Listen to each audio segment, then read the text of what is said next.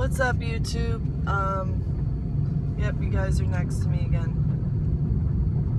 It's Thursday. It's time to record one of the Let's Talk About series. I don't know that this is going to be going on very much longer. I know I have about 3 YouTubers after this current one that I'm going to add to this series.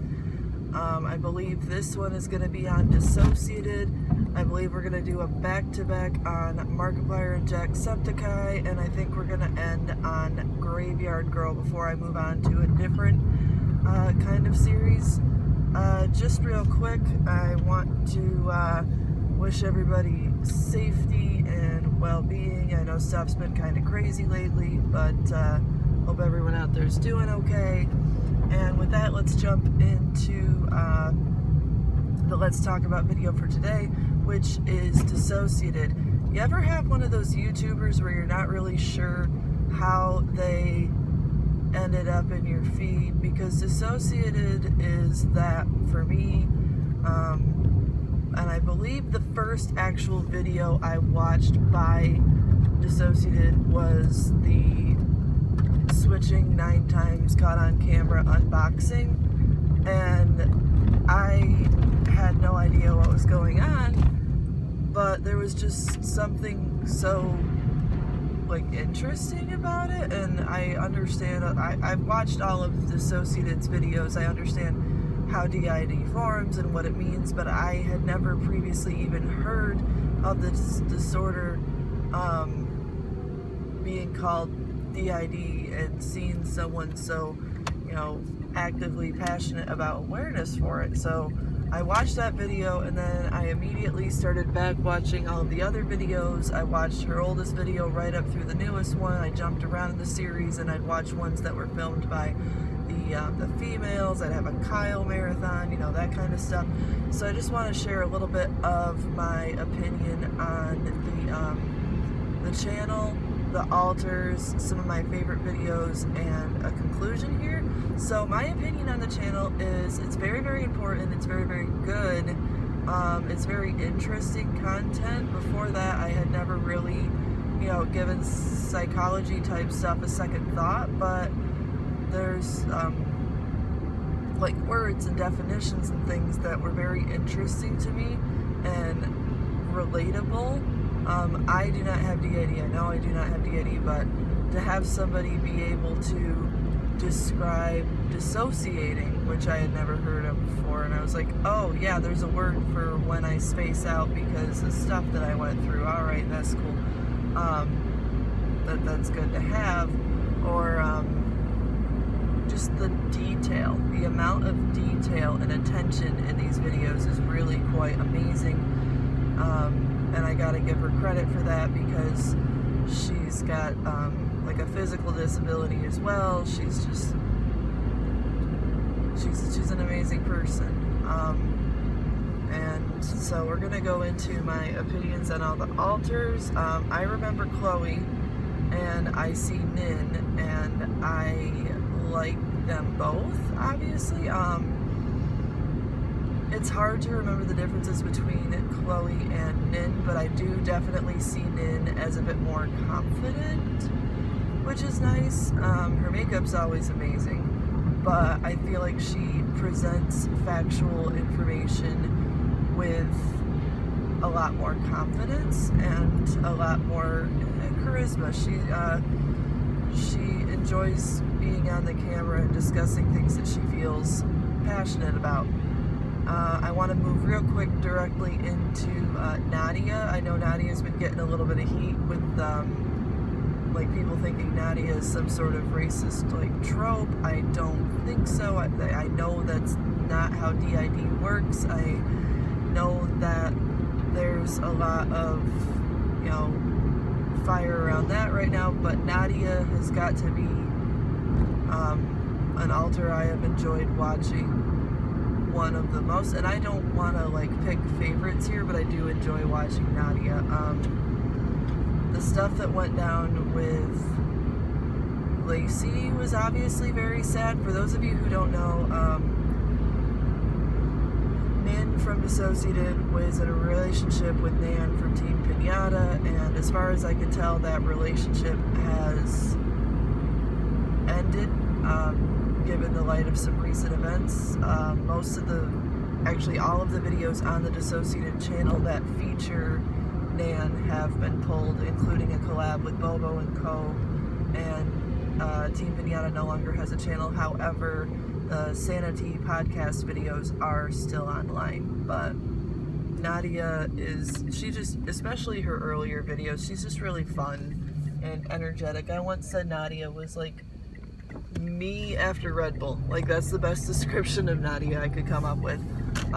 Kyle is very interesting to me, and a lot of his viewpoints and his importance in the system. He helped Chloe out through a lot in the beginning, and he continues to be helpful. But Kyle he's a very strong figure for me. I like Jade. When we do hear from Jade, it's very, very strong. It's very, very, like, no BS. It's very, very, like, she just has this voice about her that is very protective, very, very not tolerant of other people's crap, and I like her.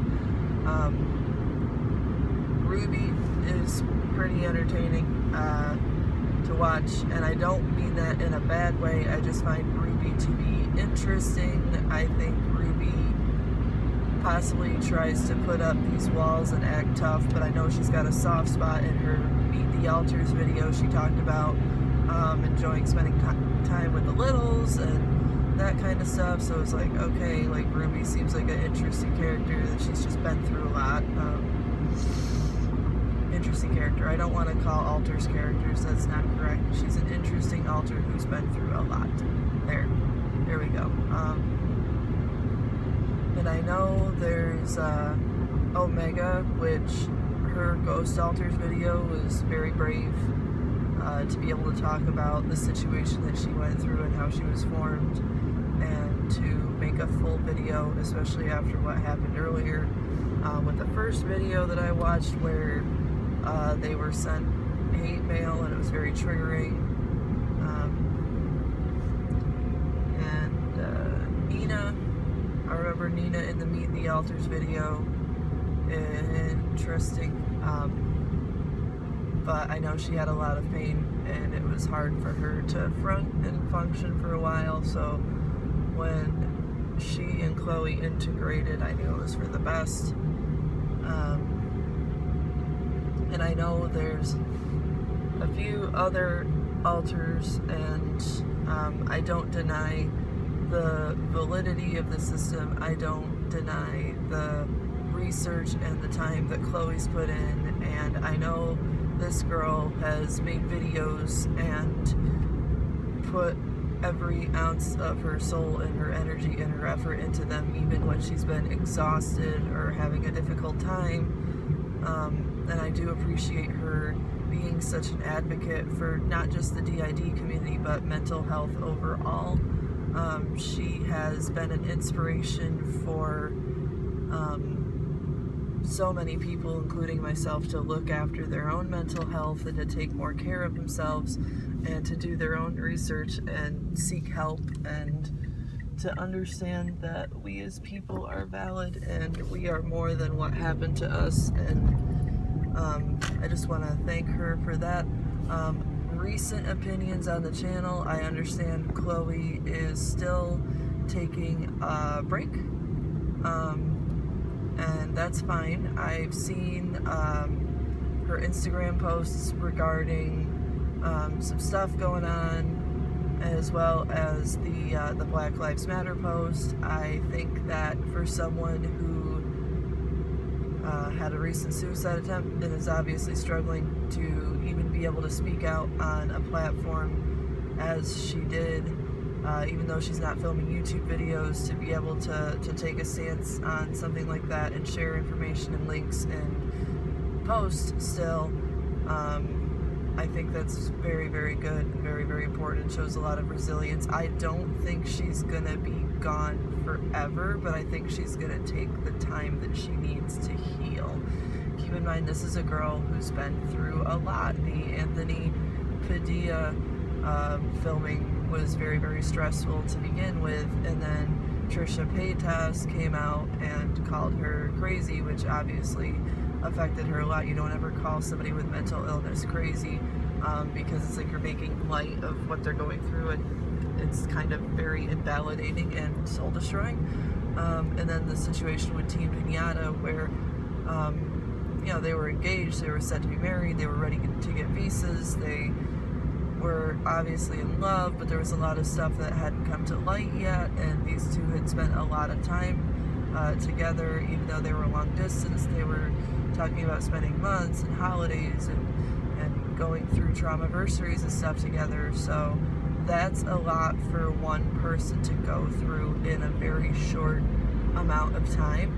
And I don't doubt that Nin still feels passionate about what she does, even though the community has been recently, the DID community that is, has recently been in a bit of an upheaval and an uphill battle against a lot of internal controversy and struggle and conflict. But I do think that Nin still feels that she has a voice. I just think it might be really hard for her to film right now.